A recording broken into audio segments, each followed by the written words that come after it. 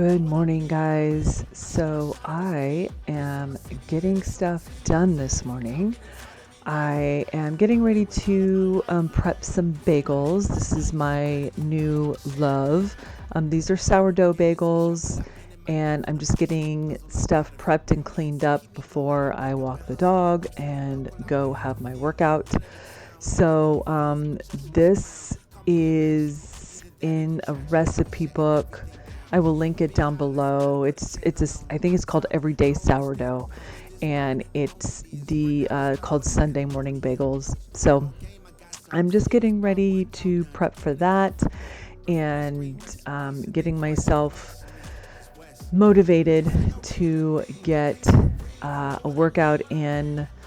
It's going to be legs today, legs and booty, and sometimes I got to prep my brain for that.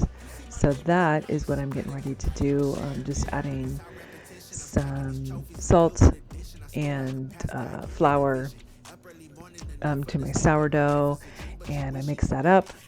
And while that is going on the KitchenAid, while it's getting mixed up with the KitchenAid, then I'm going to clean up some dishes and get my sink clean so it's less that I have to do in the meantime. So there's that, and then a workout. Okay, enjoy.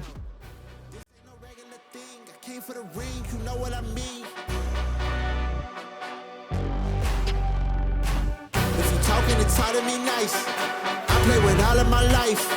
You see my name in the lights, better get right. This ain't no regular thing. I came for the ring, you know what I mean. I shoot my shot and it's clean. This is my city, yeah, this is my team. If you talking, it's hard to be nice. I play with all of my life. You see my name in the lights, better get right, I'm champion.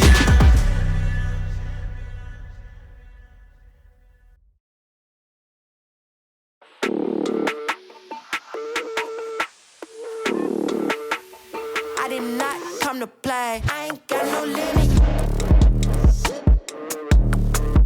Yeah, that's right. Yeah, I'm limitless. It's my turn right now. Yeah, I'm get out the way. I ain't taking. Yeah, that's right. Yeah, I'm limitless.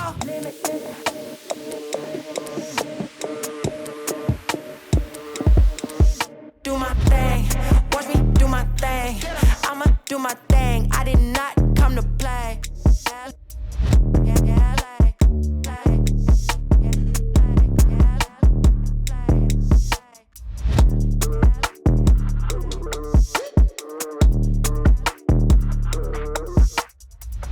I'ma do my thing. Watch me do my thing. Do my thing.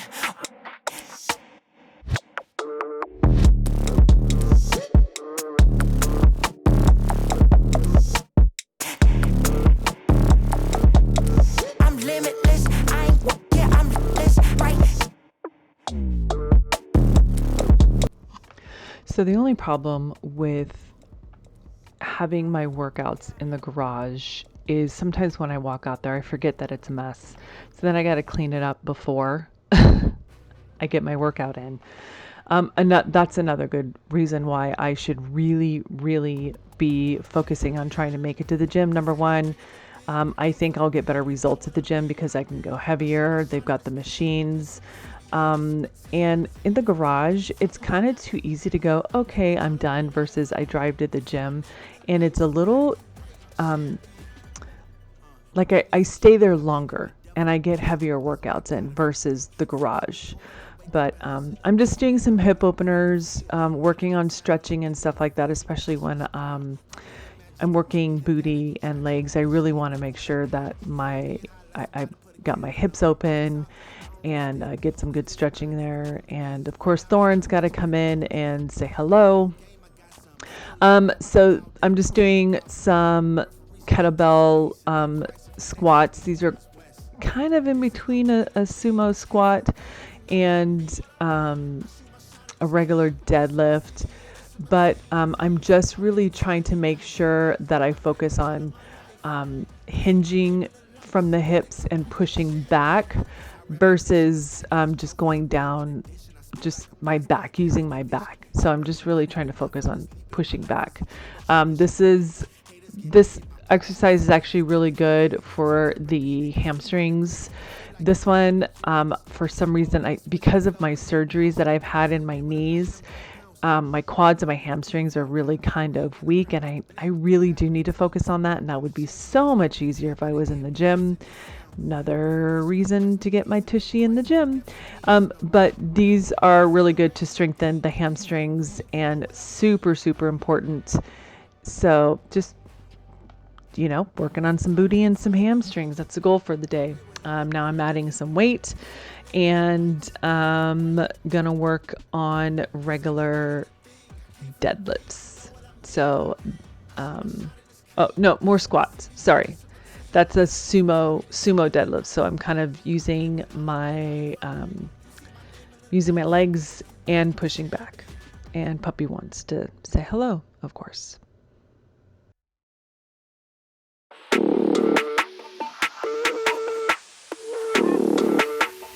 I did not come to play. I ain't got no limit. Yeah, that's right. Yeah, I'm limitless. It's my turn right now. Yeah, I'm get out the way. I ain't thinking. Yeah, that's right. Yeah, I'm limitless.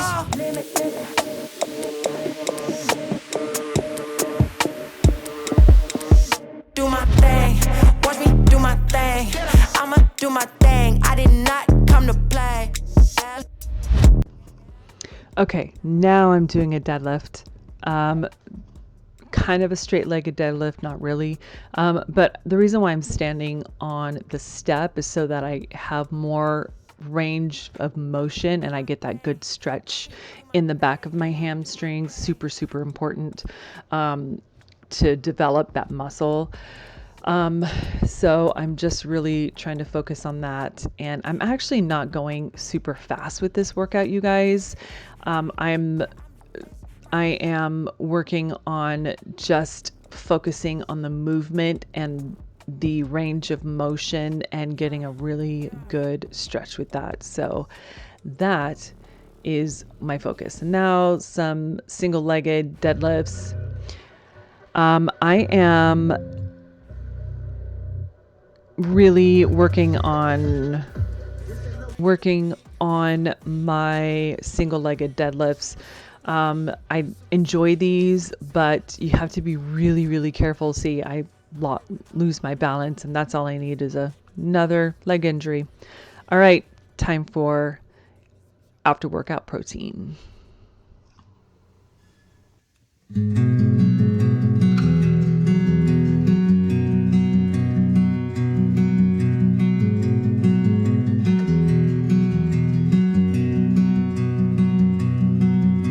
I saw every shattered pane and every shadow in the waiting. Okay, so I am just taking some of my supplements. Thorne is one of my favorite supplement brands, and just trying to stay really healthy with that. So that was taking my supplements, creatine, protein powder, and some fruit. My after workout shake that's typically how that works. And now it's time to get ready for the day. I am just working on getting myself ready for the day, and excited to talk to you about the books that I got and hauling those. So if you watched this far, I mean, we're almost 10 minutes in. Thank you for watching this far for a book haul. That's not even a book haul yet, but I promise you we're getting to the book haul. And once again, I'm just excited to talk to you about that. I am also in the process, after I got the books, is when I realized that, number one, I needed more shelving space. And that's in my head right now. I'm thinking, okay, I need a hutch. And a hutch is going to hide the wax that I have that are on the bookshelves. And then that'll free up that bookshelf so that I can put my books in it. So, I mean, why not, right? So that's going, that's going in my head as I'm getting myself dolled up to make a video is, how am I going to arrange this room, my office, and where am I going to get a hutch and all the things. So, all right, you guys, enjoy the rest of this.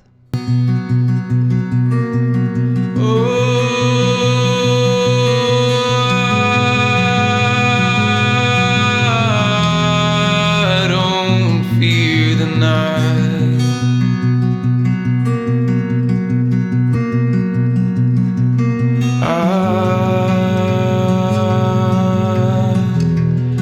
I'm burning through.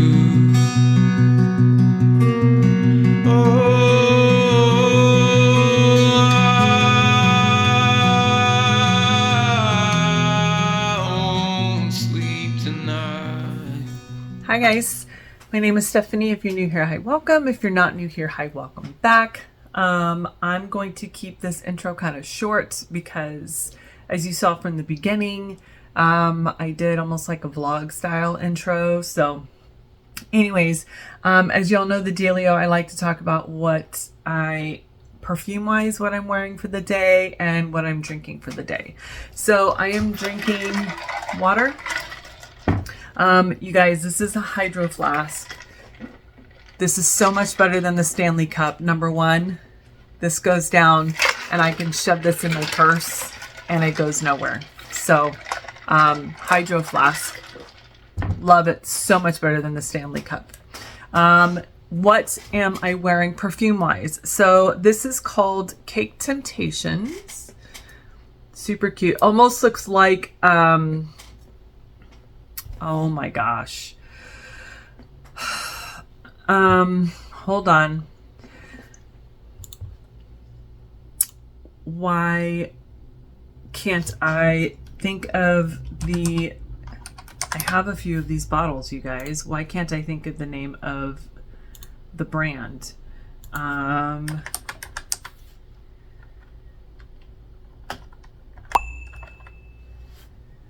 Minnie Mouse. Oh my gosh. Hold on, I'm gonna look for it. Okay, so House of Sillage is the brand that has, we call it the cupcake top. And that's kind of the vibe it's giving. So I feel like this is a dupe. I feel like, so this is from Paris. It's called Paris Corner. But it's a I think it's a Middle Eastern brand. Cake Temptations is the name of this. This is very sweet. So think like raspberry preserved syrup over a angel food cake type thing. So it's very sweet, very gourmand, vanilla sweet. So kind of gives me the vibe, actually almost gives me a little bit of vibe of actually, speaking of House of Sillage, they have a Minnie Mouse. They have a Minnie Mouse, but it kind of gives me the vibe of that perfume. But it looks like there is another cream chiffon from House of Sillage. I've never smelt it. It's got grapefruit and orange. No, this is more raspberry, strawberry, and gourmand. But this is, I think, once again, it's a dupe house. I don't know what fragrance this is trying to dupe from House of Sillage, but it's good. And you know what? I don't have to spend, I spent $30 on this versus like $300. Maybe Sweet Dreams. Sweet Dreams, peach, blood orange. Nope. Anyways, okay, but that's what I'm wearing. Let's talk about the books. So I know I don't need you guys to go, hey, Steph, but remember when you said, yes, I know when I said, I'm not buying any more books for 2025 because I don't need any books for 2025. I have all against the wall here. I have books, and I have books. I know. However, when Book Outlet emails you and says, hey, fiction, all fiction, hardcover, special edition covers, all fiction, $5.99, then you go and you order books. So that's what I did. So let's start talking about these books. First one, I got The Wartime Book Club by Kate Thompson. Super excited to read this. This is kind of a chunky one. And let's see here. So there's a reading group guide back here, so that's fun. Let's see, it's 400 and, oh wait, no, our author's note. It is 430 pages long, and then you've got like author's notes and reading guide. All that just looks like fun. Anyways, so this is basically on the Isle of Jersey was once a warm neighborly community. But in 1943, German soldiers patrol the cobbled streets, imposing a harsh rule. Nazis have ordered Grace Lamonte, the island's only librarian, to destroy books that threaten their new regime. Instead, she hides the stories away in secret, along with her headstrong best friend, postwoman Bee Rose. She wants to fight back. So she forms the Wartime Book Club, a lifeline offering fearful townspeople the joy of escapism through reading. But as the occupation drags on, the women's quiet acts of bravery become more perilous and more important than ever before. When tensions turn to violence, they are forced to face the true, terrible cost of resistance. So I'm super excited to read this. I love books about... if I say I like to read books about the struggle, it's the struggle and the heroism that people have gone through during the war. And I don't know, something about books like this just are super fun. So I'm excited to start reading this. Speaking of getting rid of books and banning books and stuff like that, there's, not saying that these are banned or going to be banned, but sometimes I want to start collecting old classics, just to have them for history itself, right? So the first one I found is The Adventure of Huckleberry Finn by Mark Twain. Super cute little book. I don't know if I'm going to keep the dust jacket because you guys, look how cute that is. I mean, really, really, it's like this blue, really soft blue, and it's just super cute. So I might not keep the dust jacket. These papers, gilded, and it's almost like it's a slightly thicker than Bible paper, but thinner than book paper, if that makes any sense. So I got that. I'll probably just put these somewhere, I don't know where. Then I got The Scarlet Letter by Nathaniel Hawthorne. Also in the nice blue leather bound, well, not leather bound, but so I don't know if I'm gonna keep the dust jackets on. I do like it without the dust jackets. So we'll see. I'll take them off. Why not, right? But I think it's super important. Don't let, if there's a book that you don't agree with or whatnot, that's fine. But to want to ban books, I have a hard time with. I feel like I read somewhere or saw somewhere that people wanted to ban Gone with the Wind because of the slavery aspect of it, but it's history, and it's so important that we don't erase that, and that we don't disregard that, and disregard both sides of it, because horrendous, but also history, and some people didn't agree with it but still went along with it. And it's just super important that we keep that history. Once again, whether you agree with it or not, Mark Twain, Huckleberry Finn, I feel like that was on like schools. Am I wrong that schools were trying to ban that, or they already banned it? Now,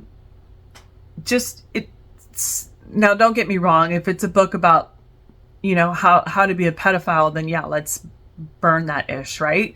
But we're talking about history. So anyways, I don't know what I'm trying to say. I hope you guys are understanding what I'm trying to say. That it's just important that we don't let groups and people allow the banning of books just because they don't agree, because they want to erase history. That's what I mean. Okay. Next one is Agatha Christie's And Then There Were None.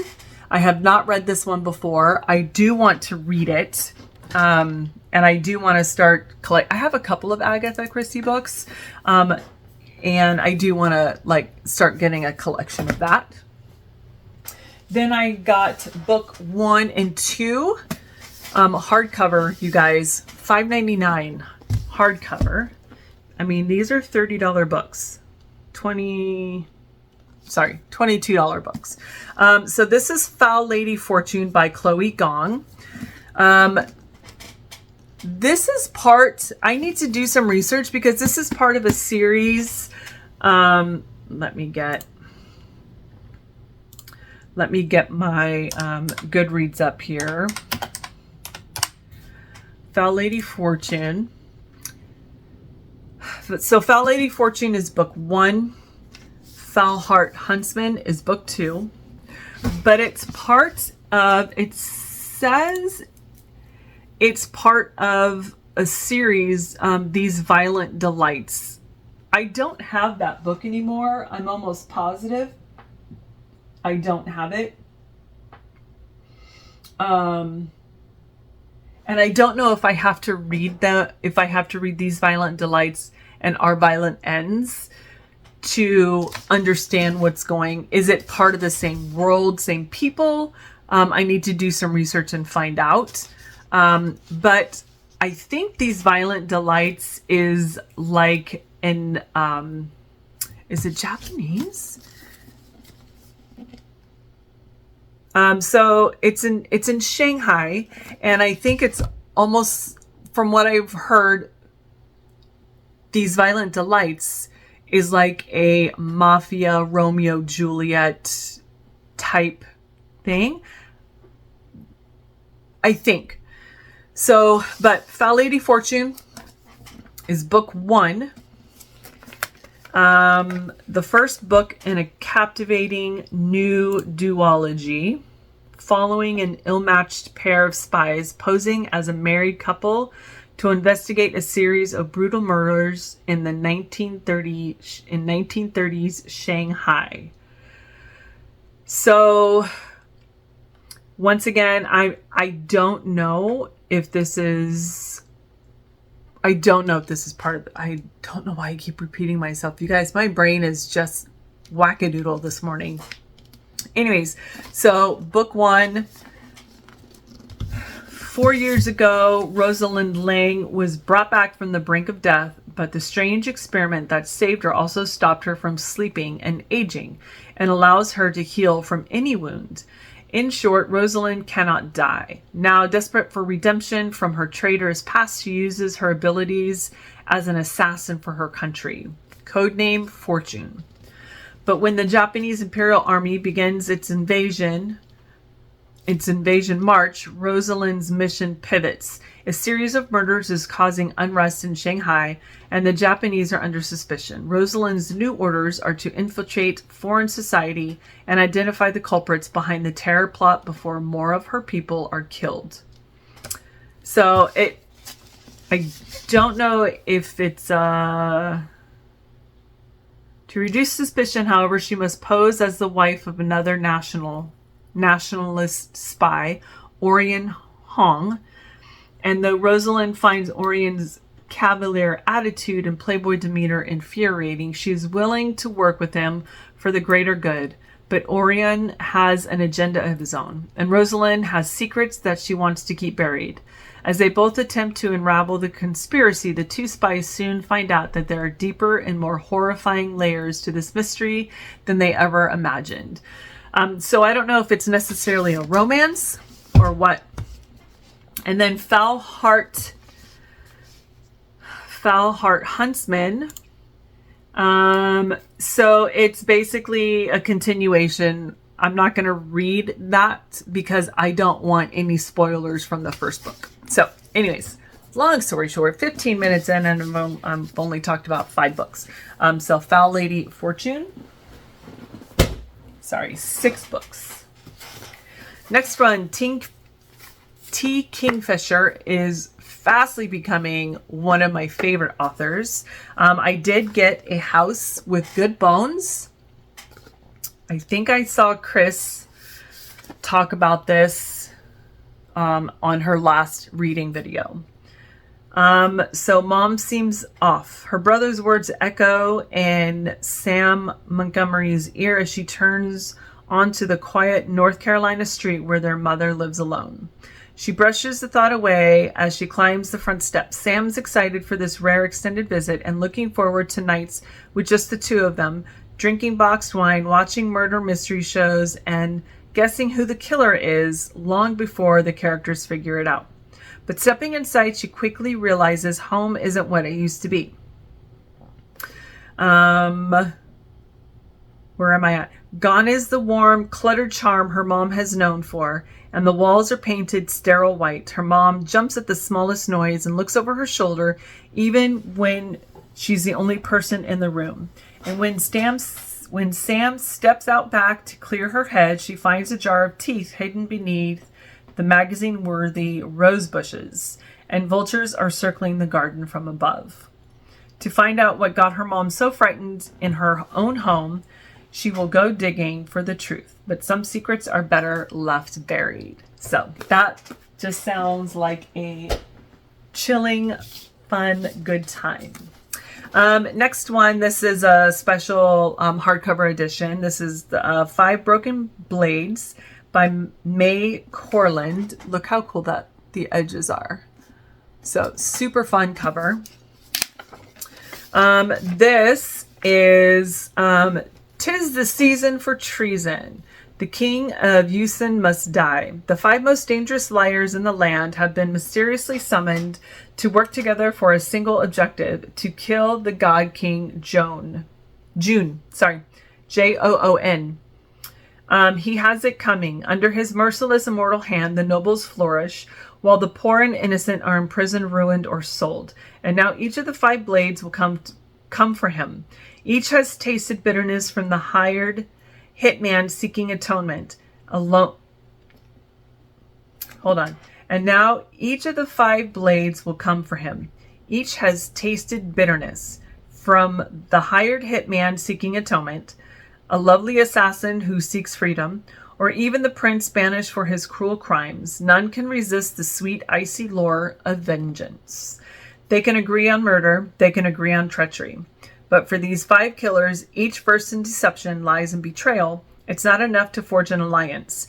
To survive, they'll have to find a way to trust each other, but only one can take the crown. Let the best liar win. That just looks like a fun read. So I'm excited for that one. This one I got strictly for the cover, but it also sounds kind of fun. This is from Melissa Bashardost, A Girl Serpent Thorn. Look how pretty that is, you guys. That's fun. So this one is there was and there was not. As all stories begin, a princess cursed to be poisonous to the touch. But for Soraya, who has lived her life hidden away apart from her family, safe only in her gardens, it's not just a story. As the day of her twin brother's wedding approaches, Soraya must decide if she's willing to step outside the shadows for the first time.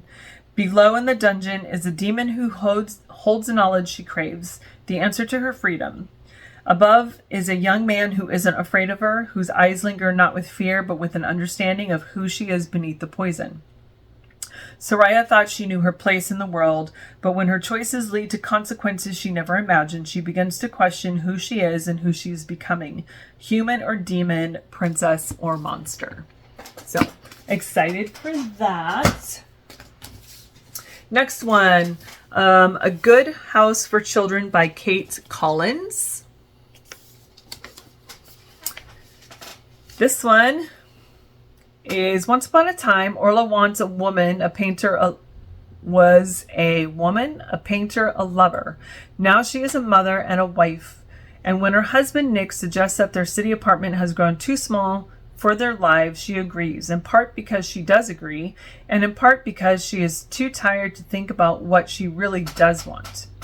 When Nick announces with pride that he has found an antiquated Georgian house on the Dorset Cliffs, a good house for children, he says, with tons of space and gorgeous grounds, Orla approves. But as the family settles into the mansion, Nick, absent all week, commuting to the city for work, Orla finds herself unsettled. She hears voices when no one is around, doors open and close on their own, and her son Sam, who has not spoken in since 6 months, seems to have made an imaginary friend whose motives Orla does not trust. 4 decades earlier, Lydia moves into the same house as a live-in nanny to a grieving family. Lydia, too, becomes aware of intangible presence in the large house, and like Orla, 4 decades later, has become increasingly fearful for the safety of the children in her care. But no one in either woman's life believes her. The stories seem fanciful, the stuff of magic and mayhem, sprung from the imaginations of hysterical women who spend too much time in the company of children. Are both families careening toward tragedy? Are Orla and Lydia seeing things that aren't there? What secrets is the house hiding? A feminist gothic tale perfectly suited for the current moment. So I'm not a huge fan of like overly feminist man bashing. We can do all things, we don't need men. Like, I'm not about that. However, I do really enjoy a story that depicts how women, if you heard something or you thought you heard something or you're upset about that, you're hysterical and like they could have put you away for it. It's just intriguing to me. And it upsets me. Like if Michaela were to read anything like this, she would be livid. She would just be pissed to the moon. And me, it's just a good story. So next one is The Starless Crown by James Rollins. Also hardcover. A gifted student foretells an apocalypse. Her reward, oh my gosh, you guys, what's going on with my brain? Her reward is a sentence of death. Fleeing into the unknown, she is drawn to a team of outcasts. A broken soldier who once again takes up the weapons he's forbidden to wield and carves a trail back home. A drunken prince who steps out from his beloved brother's shadow and claims a purpose of his own. An imprisoned thief who escapes the crushed dark and discovers a gleaming artifact, one that will ignite a power struggle across the globe.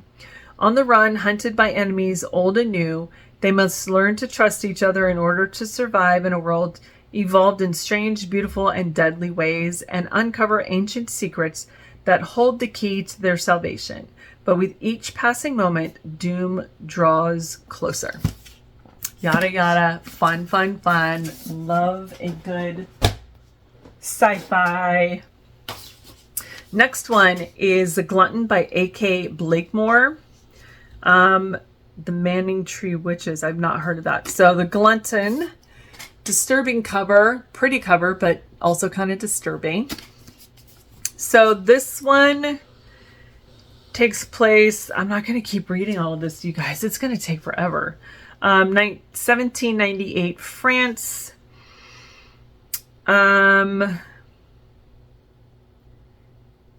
Let's see here. Is this a...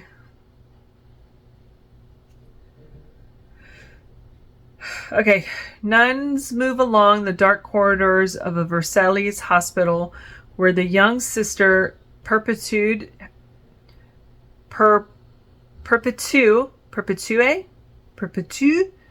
has been tasked with sitting with the patient who must always be watched. Gaunt and ailing, the man is rumored to have eaten a golden fork that is killing him from the inside. What's more, he is said to have done monstrous things in his attempts to sate an insatiable appetite. An appetite, they say, tortures him still. But such frightful stories can hardly be true. Sister Perpetue will plunge into darkness to find out for herself, and all at once the bewitching, terrible tale of the great terror begins to unfold. So it's his story. Yeah. And so it looks like he's more, it's more of a glutton, not glutton just for food, but for anything and everything. So we find out about that. Assistant to the Villain. This is book 1. I don't know if this is a YA, but this just sounded like a lot of fun. With ailing family to support, Evie Sage's employment status isn't just important, it's vital. So when a mishap with Renedon's most infamous villain results in a job offer, naturally she says yes. No job is perfect, of course, but even less so when you develop a teeny crush on your terrifying, temperamental, and undeniably hot boss. Don't find evil so attractive, Evie. But just when she's getting used to severed heads suspended from the ceiling and the odd squish of an errant eyeball beneath her heel, Evie suspects this dungeon has a huge rat, and not just the literal kind, because something rotten is growing in the kingdom of Renedon, and someone wants to take the villain and his entire nefarious empire out. Now, Evie must not only resist drooling over her boss, but also figure out exactly who is sabotaging his work and ensure he makes them pay. After all, a good job is hard to find. This is book 1. I don't remember how many books are in this, but I was excited to try and to read this and kind of get a feel. I hope it's just a fun ride. Next one, this is The Wren in the Holly Library. So super fun cover as well. This is for sure a YA. But sometimes I don't mind YAs because they're just, I don't want to say mindless. But you don't have to think too much. YA romance. So 13 years ago, monsters emerged from the shadows and plunged Kyrsa's world into a cataclysmic war of near total destruction. The New York City she knew so well collapsed practically overnight. In the wake of that carnage, the monster treaty was created, a truce of sorts. But tonight, Kierce, a gifted and fearless thief, will break that treaty. She'll enter the Holly Library, not knowing it's the home of a monster. He's charming, quietly alluring, terrifying, but he knows talent when he sees it. It's just a matter of finding her price. Now she's locked into a dungeon bargain with a creature unlike any other. She'll sacrifice her freedom. She'll offer her skills. Together, they'll put their own future at risk. But he's been playing a game across centuries, and once she joins in, there will be no escape. Once again, just a fun, I don't want to say mindless, but not one I have to think too hard about, and just a fun read, I think. All the Blood We Share. This is a novel of the Bloody Benders of Kansas by Camilla Bruce. Oh, I didn't even say who. Hannah Hannah Mehrer.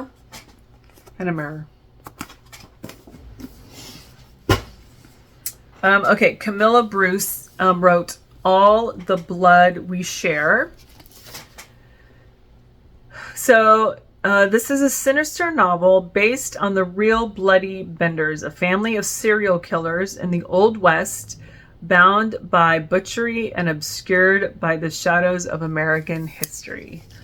So the winds shift nervously on the Kansas plains, whispering of travelers lost and buried, whispering of witches. Something dark and twisted has taken root at the Bender Inn. At first, the townspeople of Cherryville welcome the rising medium, Kate Bender, and her family. Kate's messages from the beyond give them hope for their tedious dreams, and her mother's potions cure their little ills for a price. No one knows about their other business, the shortcut to a better life. And why shouldn't their family prosper? They're careful.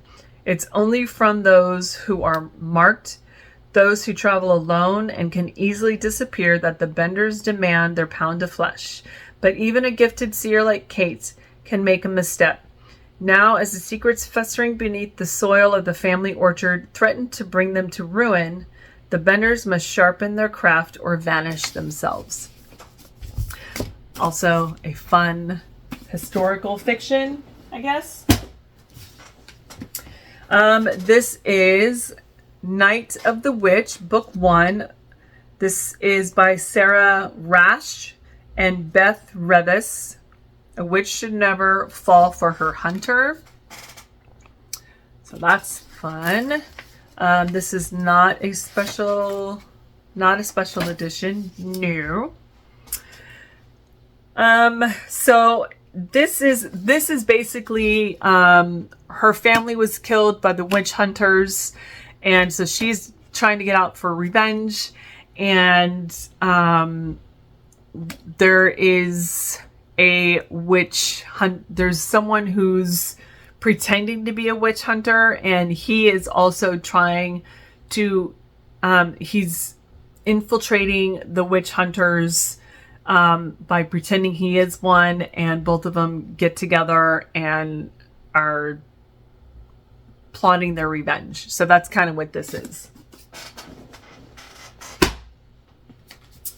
Next one. This is the first binding. This is book 1 out of 2 by R.R. Verdi.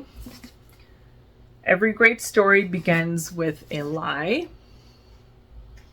So this is kind of giving me Name of the Wind.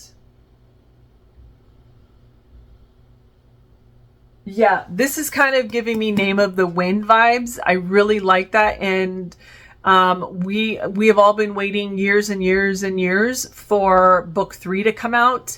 I don't know if book 3 is ever coming out, and it's a shame because book 1 and 2 were fan-freaking-tastic. So whatever. Anyways, this is kind of giving me that vibe, but I'm excited to read this. So all legends are born of truths and just as much lies. These are mine. Judge me for what you will, but you will hear my story first. I buried the village of Ampor under a mountain of ice and snow. Then I killed their god. I've stolen old magics and been cursed for it. I started a war with those who walked before mankind and lost the princess I loved and wanted to save. I've called lightning and bound fire. I am a legend and I am a monster.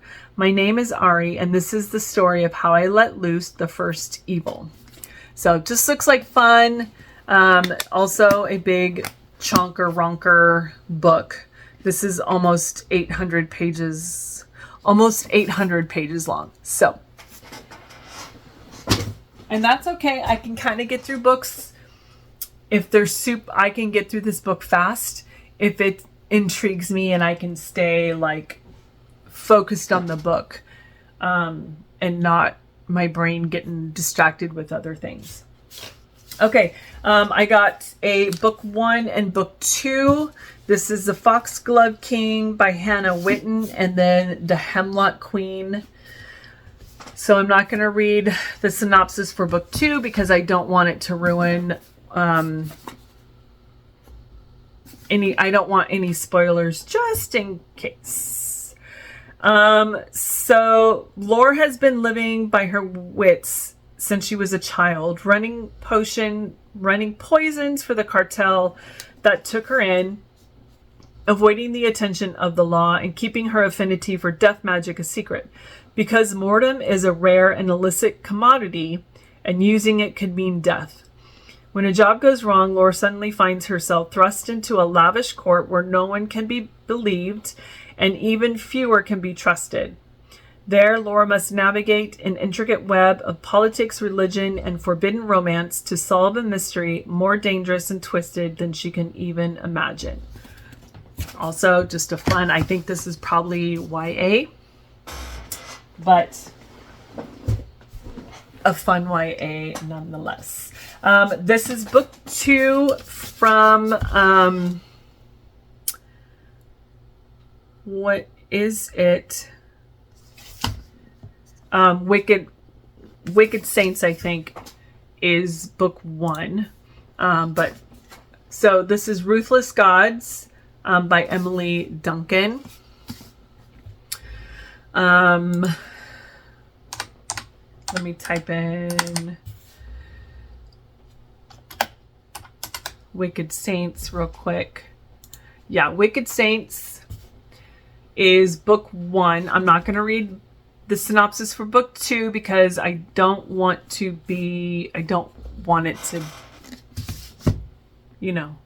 give me any spoilers.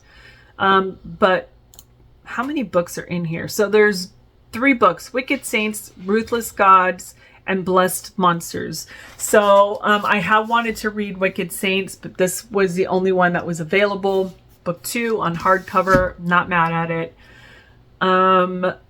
So Wicked Saints, some stories are so beautiful and brutal that they claw at your heart and refuse to let go. Welcome to the world of Wicked Saints, an epic, passionate novel you won't soon forget. Prepare to meet a girl named Nadia who hears the whisper of the gods inside her head. A prince surrounded by desperate suitors and deadly assassins. A monster hidden behind pale, tortured eyes and a smile that cuts like a knife. The paths of these three characters become entwined during a centuries-long war filled with sinners and saints, magic and mystery, and a star-crossed romance that threatens to rip the scales between dark and light forever. So I don't know if this is, so fantasy, young adult, romance fiction, enemies to lovers, gothic. So that's what this is. All right, this is part of a series, but I don't know if I have to read these books in order. So if you know, please let me know down below. I think I saw Alexis talk about this. This is The Widowmaker by Hannah Morrissey. The Widowmaker. Let me look it up real quick so that I know. Widowmaker. Yeah, so this is the Black Harbor series. First one is Hello Transcriber. Then you have The Widowmaker, When I'm Dead, and The Unlucky Ones. So let me know if I need to read these in order. I'm not going to read the synopsis for it just in case, because I don't know. I don't know if it's all intertwined or whatnot, and I don't want any spoilers. And I keep saying that over and over again. I don't remember who I saw talked about this, The Locked Door. It was either Chris or Alexis talking about it. This is basically a woman. She's 11 years old. A woman. When she was 11 years old, Nora Davis was up in her bedroom doing homework. She had no idea her father was killing women in the basement. Decades later, her father is spending life behind bars, and Nora is a successful surgeon with a quiet, solitary existence. One of her female patients is murdered and killed in the same unique way that her father killed them, but she's not like her father. The police can't pin anything on her as long as they don't look in her basement. So, looks like a fun ride. I'm okay with that.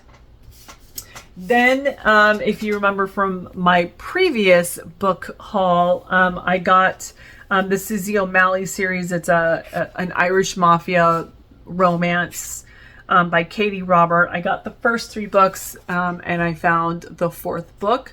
So, this is a fun one, you guys. I enjoy Mafia romance.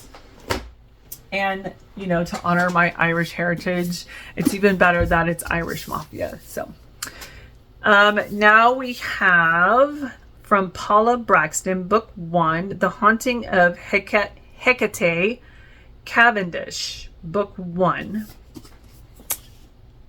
Fun cover there. Nothing extremely exciting on the inside. England, 1881. Hereford Cathedral stands sentinel over the city, keeping it secret, holding long-forgotten souls in its stony embrace. Hecate Cavendish speeds through the cobbled streets on her bicycle, skirts hitched daringly high, headed for her new life as assistant librarian. But this is no ordinary collection of books. The cathedral houses an ancient chained library, wisdom guarded for centuries, mysteries and stories locked into its worn, humble shelves. The most prized artifact, however, is the medieval world map that hangs next to Hecate's desk. Little does she know how much the curious people and mythical creatures depicted on it will come to mean to her. Nor does she suspect that there are lost souls waiting for her in the haunted cathedral.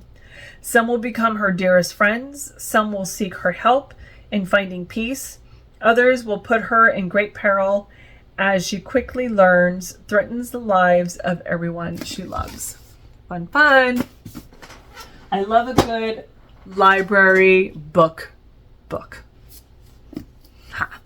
One of my favorite horror authors is Darcy Coates. So when I saw this, had to get it. Where He Can't Find You.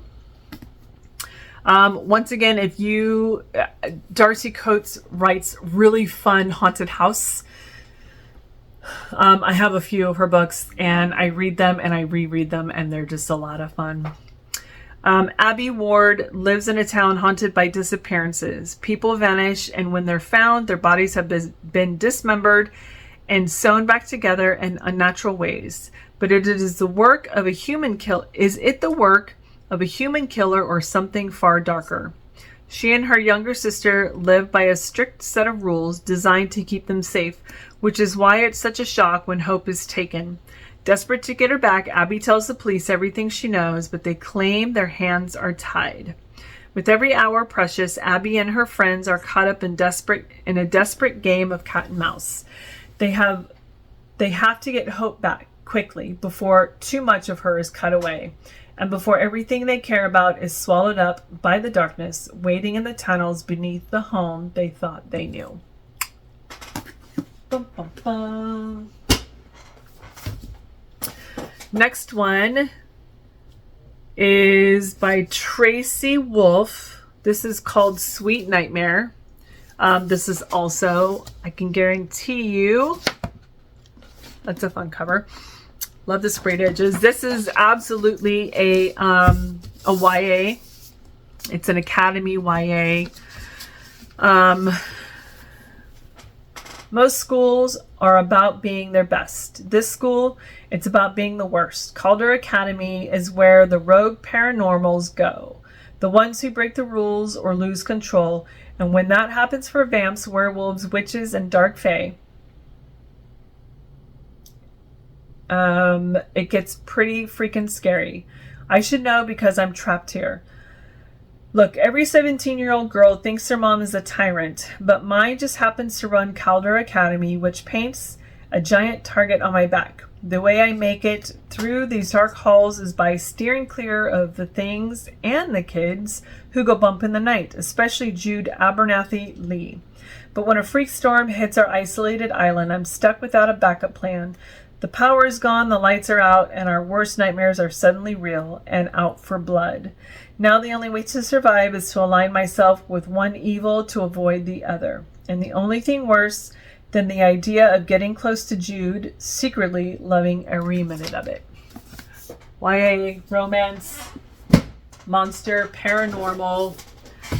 As you can see, my book tastes are just all over the place, and it's for a reason. It's just sometimes I just want a fun YA cheesy romance. Other times I want full-on dark adult romance. Then I'm ready to read historical fiction, and like I'm just all over the place. I got a updated 10th anniversary edition. This is The Sweetness of Forgetting by Kristen Harmel. Love the cover. So cute and romantic, and just it's so pretty. Love it. So at 36, Hope McKenna Smith is no stranger to bad news. She lost her mother to cancer. Her husband left her for a 22-year-old, and her bank account is nearly depleted. With her own dreams of becoming a lawyer long gone, she's running a failing family bakery on Cape Cod and raising a troubled preteen. Now Hope's beloved French-born grandmother, Mammy, who wowed the Cape with her fabulous pastries for more than 50 years, is drifting away into a haze of Alzheimer's. But in a rare moment of clarity, Mammy realizes that unless she tells Hope about the past, the secret she has held on to for so many years will soon be lost forever. Tantalizingly, she reveals mysterious snippets of a tragic history in Paris, and then, arming her with a scrawled list of names, she sends Hope to France to uncover a 70-year-old mystery with roots in the Nazi occupation. Hope's emotional journey takes her through the bakeries of Paris and three religious traditions, all guided by Mammy's fairy tales and the sweet taste of home. As Hope pieces together her family's history, she finds horrific Holocaust stories mixed with powerful testimonies of her family's will to survive in a world gone mad. And to reunite two lovers torn apart by terror, all she'll need is a dash of courage and the belief that God exists everywhere, even in cake. So, also sounds like a fun, emotional ride. All right, this is a Nordic transcribed book. So it was originally written in Norse, and now it transcribed in English. So this is The Raven Rings. I got book 1, 2, and 3. Books 2 and 3 are hardcover. Book 1 is not. I'm not going to read books 2 and 3. However, I am. So this is by Siri Petterson. So Odin's child, 15-year-old Herka, has always been an outsider in the world of YM. Okay, let's read it on the back of the book. A 15 winters old Herka learns that she is a child of Odin, tailless rot from another world. Despised, dreaded, and hunted, she no longer knows who she is, and there are people who would kill her to keep it secret. But there are worse things than children of Odin, and Herka is not the only creature to have broken through the gateways. So, looks like a fun Nordic fantasy book. Why not? All right, this one is The Coven. I feel like I've had this before. Fun cover, fun sprayed edges. I feel like I've had this before, and maybe I just didn't want to read it. I don't know. I'm gonna type it in because it's small writing. Oh, it's small writing. I know. I've seen this. I've seen it. And Coven of Bones. So this is book 1, The Coven. Book 2 is The Cursed. Book 3 is The Damned. Fantasy, romance, romantasy, witches, paranormal, dark romance, fantasy romance. It doesn't say anything about YA, but I feel like it's probably YA. Raised to be my father's weapon against the coven that took away his sister and his birthright, I would do anything to protect my younger brother from suffering the same fate. My duty forces me to the secret town of Crystal Hollow and the prestigious Hollow Groves University, where the best and brightest of my kind learn to practice their magic free from human judgment. There are no whispered words here, no condemnation for the blood that flows through my veins. The only animosity I face comes from the beautiful and infuriating headmaster, Alaric Grayson Thorne, a man who despises me just as much as I loathe him and everything he stands for. Enemies to lovers, anyone. Just saying. But that doesn't mean secrets don't threaten to tear the school in two. No one talks about the bloody massacre that forced it to close decades prior, only the opportunity it can afford to those fortunate enough to attend. Because for the first time in 50 years, the Coven will open its wards to the 13 promising students destined to change the world. If the ghosts of Hollow Groves victims don't kill them first. Ends on a cliffhanger, gothic, dark academia, paranormal romance. So, probably YA, but fun. Next one, The Writing Retreat by Julia Bartz. This one, Alex has all but given up on her dream of becoming a published author when she receives a once-in-a-lifetime opportunity. Attend an exclusive month-long writing retreat at the estate of feminist horror writer Rosa Vello. Even the knowledge that Ren, her former best friend and current rival, is attending doesn't dampen her excitement. When the attendees arrive, Rosa drops a bombshell. They must write an entire novel from scratch by the month's end. The author with the best one will receive a life-changing publishing deal. But with Rosa's erratic behavior, Ren's cruel mind games, and the alleged haunting of the mansion, Alex's chance to win becomes ever more challenging. When one of the writers vanishes during a snowstorm, Alex realizes that something very sinister is afoot. With the clock running out, she must discover the truth or suffer the same fate. Dun dun dun. Whoa. All right. Actually, let's talk about this one. This one is Lord of Fading Lands by C.L. Wilson. This is book 1. This is, after nearly destroying the world out of grief, legendary immortal Fae King Rain Tyrion's soul vanished into the Fading Lands for 1,000 years.